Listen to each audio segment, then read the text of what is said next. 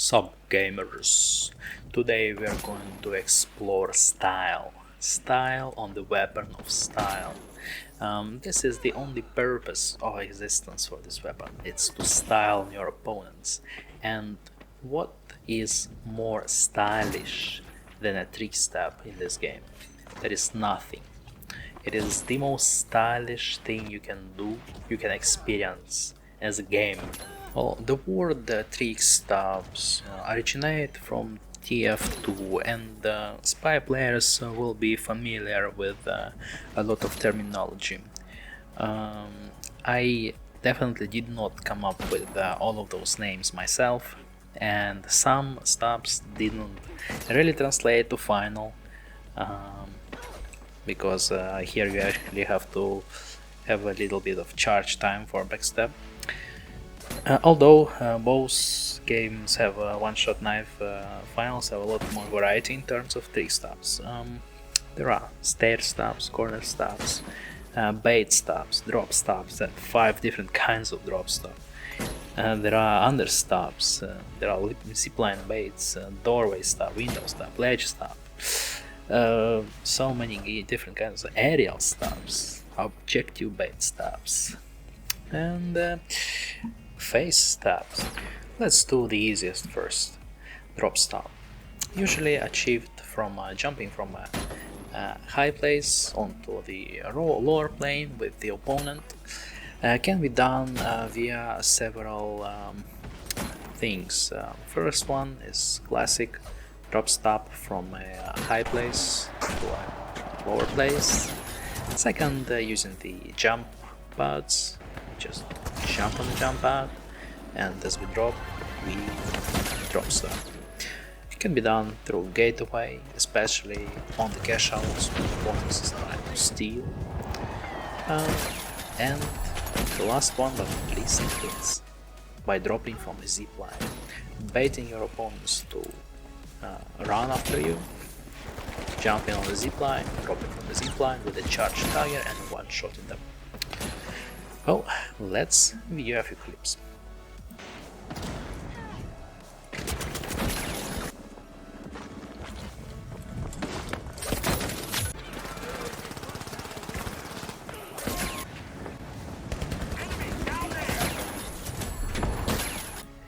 Key aspects of a successful drop stab are air control, stab release timing, and path prediction of the opponent. Enemy is no Goomba, they are not moving in linear pattern, we need to guess where they are going to be in a second. If they see us preemptively, they're going to adjust their path and try to oppose our infinite style. In this matter, we need to adhere to advice of the Saki sensei.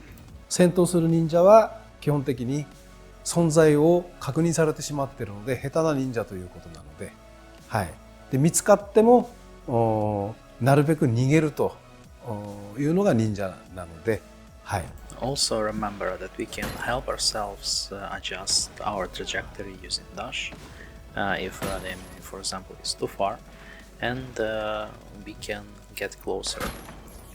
Stab release timing should not be done on reaction to the back of the opponent, rather on feel, or how I call it, prediction. Basically do it fraction of a second earlier than you would normally stab.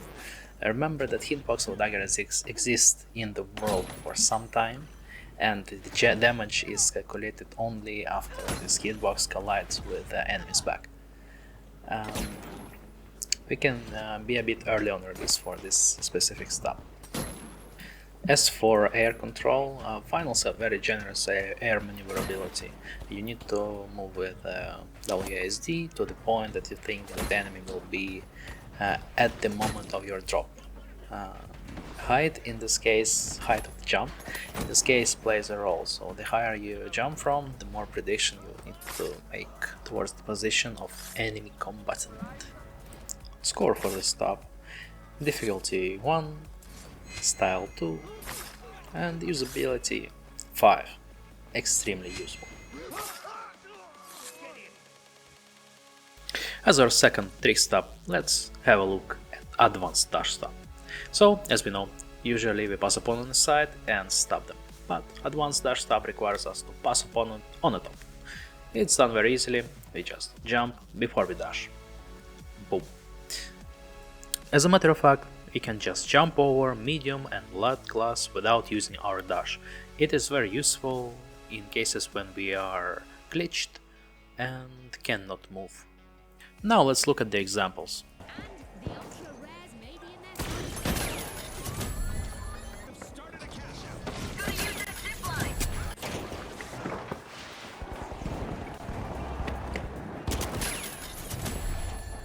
Dash stabbing is useful and stylish.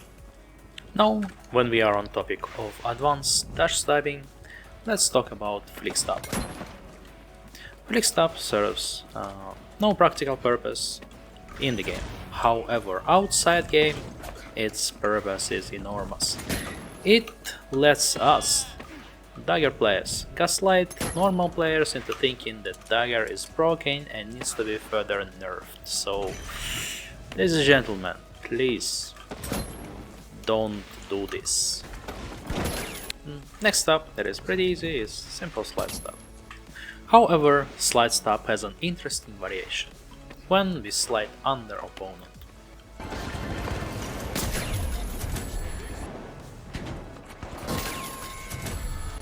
In this case, we need to time our slide to their jump and stab them. Now moving on to Understab. It's one of those stabs I cannot show in practice range, so I'll try to move to the clips as soon as I can, but let me explain the principles first.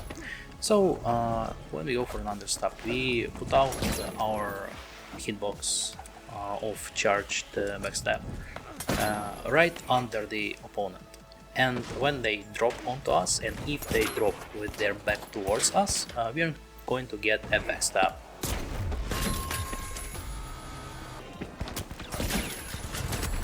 This difficulty of the stab is hidden in the fact that we have to put out our hitbox on prediction, and opponent has to actually jump into it.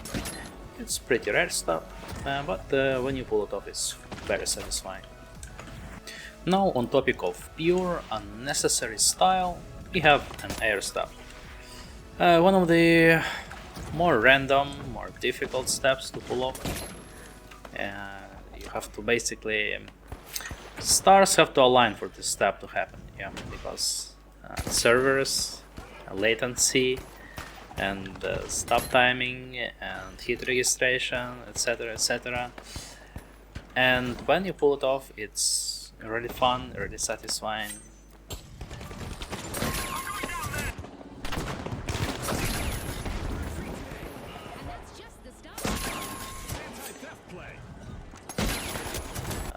My tip for this, again, stab on prediction, don't stab on reaction. When you see a guy flying, moving, put out the hitbox and hope he flies into it. I mean, hope that he has trajectory that intercepts with your hitbox. Now we get to second most important stab in my experience, right after Dropstab. It's corner stab, or geometry stab. I'll explain the difference right away. The reason why I'm not sure how to call it, because in Team Fortress 2, spy players used to use their corner stab for this, but Finals has much more geometry and ways to use this stab. Break line of sight and go for a stab immediately and catch opponent off guard. It can be done with corners, obviously, but also it can be done with doorways, windows, basically any geometry that can be used to break line of sight and go for a stab immediately can be constituted as a corner stab.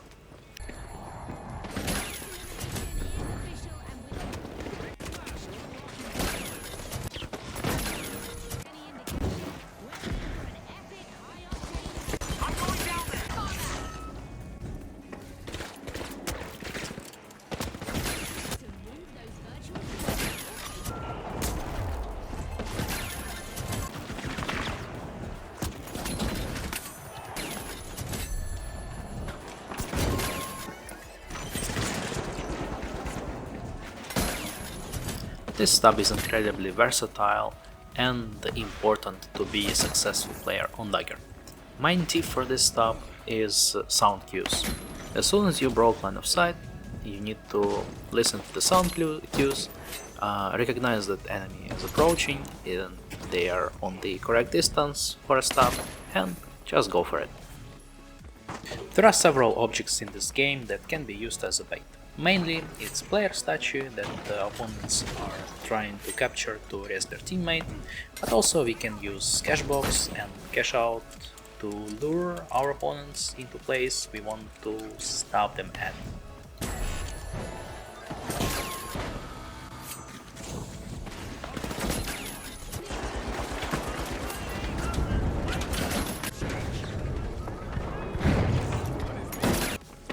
My tip again for this is sound cues.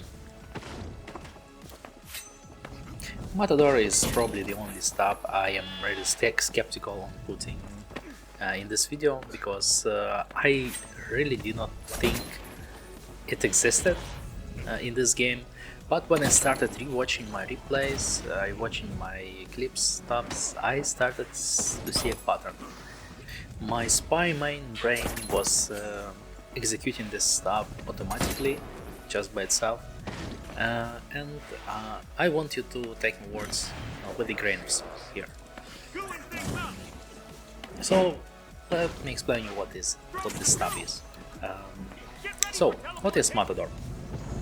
Matador is a stab when we sway from left to right to divert attention of the opponent to one side and execute a stab on the other side. So Matador in finals would look something like this. We would divert attention to one side and stab to another side.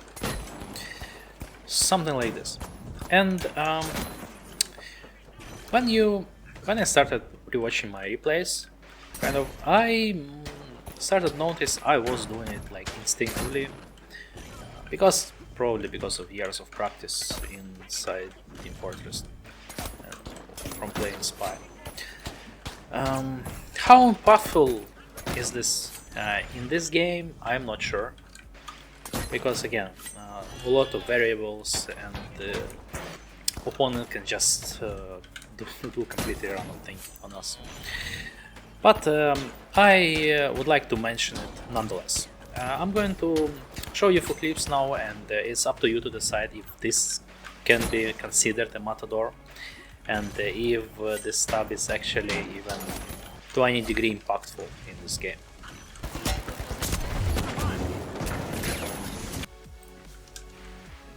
There also exists another version of this stab, Dash Matador. This one is a bit more practical. I saw it in videos of other Dagger players, and I was able to pull it off a few times myself, but I just really cannot be bothered to look for this clip in like 5 hours of footage, so I'll just show it in practice range.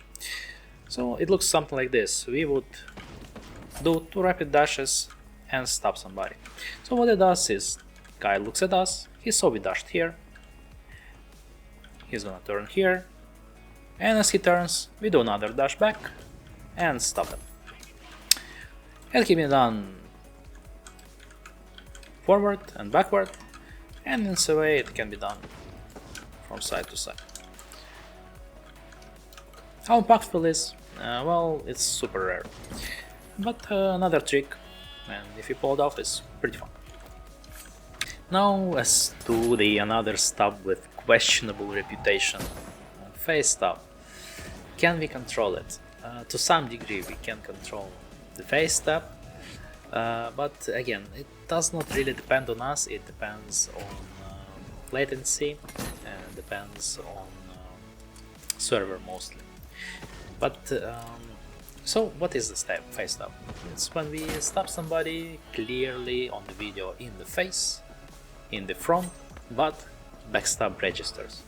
So what it means is that our opponent has turned 180 degrees so rapidly that server did not register it and gave us a backstab anyway.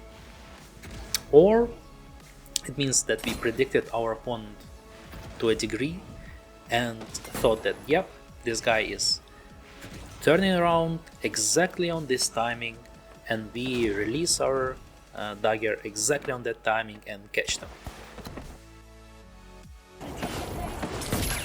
As much as Redditors want to tell us that it is broken, in reality it does not depend on us. I mean, like, I want to abuse this, I cannot do this just because it's out of my control, really. But from the point of view of our opponents, like, they turned, but they still got backstabbed. Well, usually, in this case, it means that they did not turn fast enough, and if they want to avoid it in the future, they need to do it faster, basically. Well, gravity modifier for a Dagger user is equivalently good and equivalently bad. Good because it extends our dash range quite substantially and gives us more vertical momentum, vertical movement. But at the same time, it makes us an easier target in the air because of slower falling speed. I'm gonna show you clips when I was able to use some vertical movement that is unique to this modifier.